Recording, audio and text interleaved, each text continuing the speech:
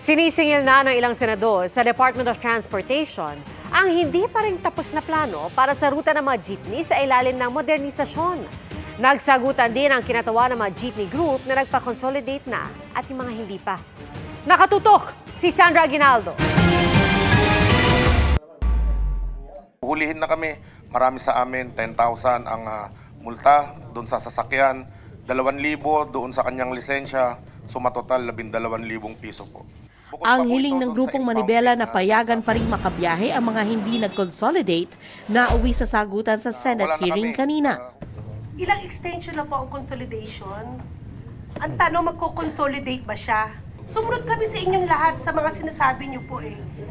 Tapos may isang tao lang na ayaw? Operator po ba siya? Hindi po totoo na ayaw namin mag-modernize Hindi po totoo na ayaw namin ng katunayan.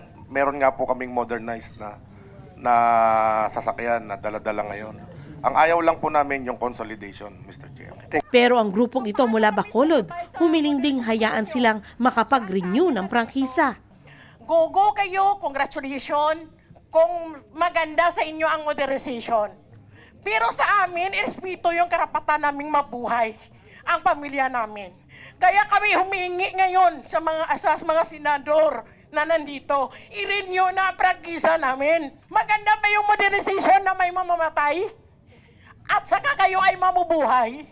Ikapitong pagdinig na ito ng Committee on Public Services kaugnay sa PUV modernization, pero una sa ilalim ng bagong chairman ng komite na si Senador Raffy Tulfo.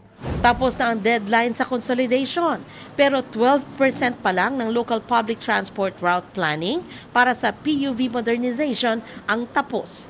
Sinisingil na ni Senadora Grace po ang Department of Transportation at LTFRB kaugnay nito. Pero sa 2026 pa raw inaasang matatapos. Dapat lahat ay magtulong-tulong at ma-produce yung LPTRP with a deadline po of end of 2026. Kinwestiyon ni Tulfo kung bakit kasi local government ang nagpaplano ng ruta. Na ginagawang negosyo ni Mayor, yung rota, ibibigay sa kamag-anakan. And that's not fair. Kaya so wag natin totally ibigay sa LGU yung route rationalization. Ang pamahalaan ng isang local government unit ang mas nakakaalam kung ano yung mga magagandang ruta. Inyong sasabihin po ngayon na ito po ay kukunin na ng DOTR.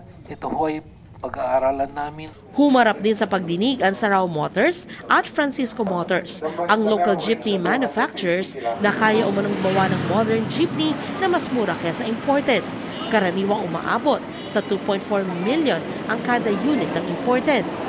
Panukala ni Senador J.V. Ejercito, habaan ng panahon ng pagbabayad sa pautang para dyan. Sa labas ng Senado, may hiwalay ring protesta ang grupong Manibela. Para sa GMA Integrated News, Sandra Aguinaldo, nakatutok, 24 oras.